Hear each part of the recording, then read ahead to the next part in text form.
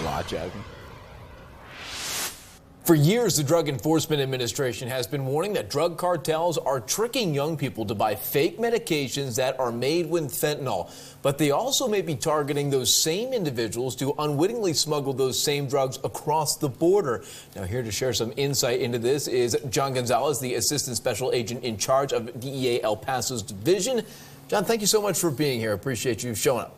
Thank you. Glad to be here. Well, first of all, we know that cartels recruit people to move drugs, like we just said, but apparently they use deceptive methods, too. Can you give us some insights on that? Yes, of course. Unfortunately, with the social media platforms, the cartels have also taken advantage. These social media websites, the cartels are now utilizing to encrypt their communication to try and solicit and recruit potential couriers for a vehicle perhaps that's here in El Paso that needs to be driven to Albuquerque, or from here to Van Horn, or packages that need to be mailed. Now online solicitation is happening, so we want the public to be aware of these situations. And we've also known that those vehicles and those ways they get around that, they're very creative. You know, they make those vehicles look official, they make them look important, and they go right through.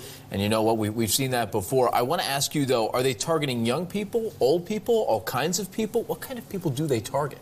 Well, unfortunately, Ian, the cartel, their motive is very different. Their motive is profit-based. Yeah. They want to make a profit. They want to make that money at whatever cost, no matter whatsoever, what the result might be. And the recruitment of individuals will vary. It could be a young teenager to the elderly. So long as you are healthy, you are able to drive a vehicle, you're able to carry out what they want you to do, unfortunately, they'll take advantage of that situation. It could be a single parent that's hurting for cash. It could be an actual adult looking for legitimate work online that may fall victim to this type of solicitation. So we have to warn the public to stay alert and be careful.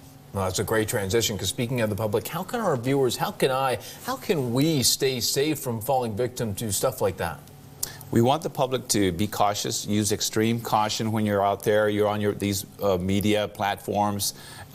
Be aware that there's a lot of encrypted communication going on that the cartel is utilizing, that they're going to try to recruit people that way. So have this candid communication, this conversation with your loved ones at home. Communicate with your loved ones about this conversation that we're having right now.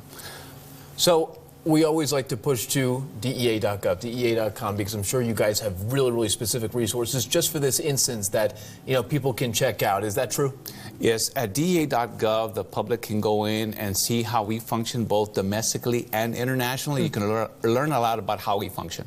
All right, John, thank you so much for being here. We appreciate your time. And we'll be right back here on KTSM 9 News at noon.